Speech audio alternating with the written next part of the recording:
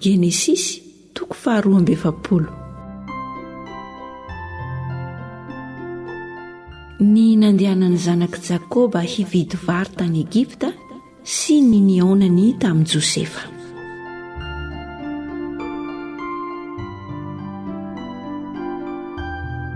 Ary fantatra Jakoba fa nisy vary tany Egipta dia hoy izy tamin'ny zanany lahy: nahoana no fampijery foana ianareo? Dia hoy koa izy: indro efa reko fa misy vary any Egipta.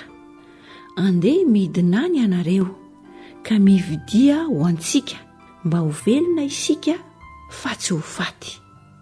Dia lasa nidina izy 10 lahy rahalahin'i Josefa mba hividy vary tany Egipta. Fa Benjamina rahalahin'i Josefa tsy mba nampandehanan'i Jakoba niaraka tamin'ny rahalahiny, fa hoy izy andrao izy loza anjo azy. Dia tonga ny zanak'Israely mba hividy vary niaraka tamin'izay nakany, fa tratry ny mosary koa ny tany Kanana. Ary Josefa no mpanapaka ny tany, sady izy no mpivaribary tamin'ny tompon-tany rehetra. Ary tonga ny rahalahin'i Josefa ka niakoka tamin'ny tany teo anatrehany. Ary hitan'i Josefa ny rahalahiny dia fantany ihany izy, nefa nodolokafa taminy izy ka niteny mafy tamina na hoe: avy aiza nareo? Ary hoy kosa izy: avy any amin'ny tany Kanana izahay mba hividy hanina. Ary fantatry Josefa ny rahalahiny, nefa izy ireo kosa tsy mba nahafantatra azy. Ary Josefa nahatsiaro ireo nofo nanofisany azy ka nanao taminy hoe: mpisafo ianareo, izany fangady adiny tany no nahatongavanareo. Fa hoy izy ireo taminy: tsy atompoko lahy, fa tonga mba hividy hanina amin'ny mpanomponao. Zanaky ny lehilahy iray ihany izahay rehetra, olo marina izahay, fa tsy mba mpisafotsy akory ny mpanomponao. Ary hoy izy taminy: tsia, fa izany fangady adiny tany nahatongavanareo. Fa hoy izy: 12 rahalahy ny mpanomponao, zanaky ny lehilahy iray ihany any amin'ny tany Kanana, ary indro ny faralahy dia any amin'ny rainay ankehitriny, fa ny anankiray tsy aho intsony. Ary hoy Josefa taminy: ilay voalazako taminareo ihany hoe mpisafo ianareo ny marina. Dia izao ary no hamantarana anareo, raha velona koa Farao, tsy hiala ty ianareo raha tsy tonga aty izany zandrinareo faralahy zany. Irao ny anankiray aminareo, ary aoka izy haka ny zandrinareo, fa ianareo afatotra mba ho fantarina ny teninareo na marina na tsy. Fa raha tsy zany, raha velona koa Farao, dia mpisafo tokoa ianareo. Dia nataony tao an-tranomaizina hateloana izy rehetra. Ary nohony tamin'ny andro fahatelo dia hoy Josefa taminy: izao no ataovy dia ho velona ianareo, fa izaho matahotra an'Andriamanitra. Raha olo marina ary ianareo, dia aoka ny anankiray aminareo mirahalahy avy no afatotra ao amin'ny tranomaizina ny toeranareo. Ary mandeha ihany nareo hitondra vary noho ny mosary any amin'ny tranonareo. Ary ny zandrinareo faralahy dia ento mankaty amiko, dia ho hita fa marina ny teninareo, ary tsy ho vonoina ianareo. Ary nataony izany.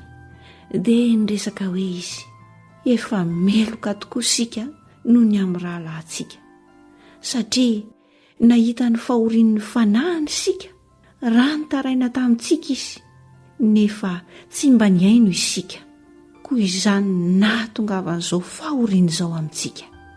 Dia namaly azy Robena ka nanao hoe: motsy ny teny taminareo va ka nanao hoe aza manota amin'ny zaza, nefa tsy mba niaino nareo, koa indro fa adinina ny rano izao.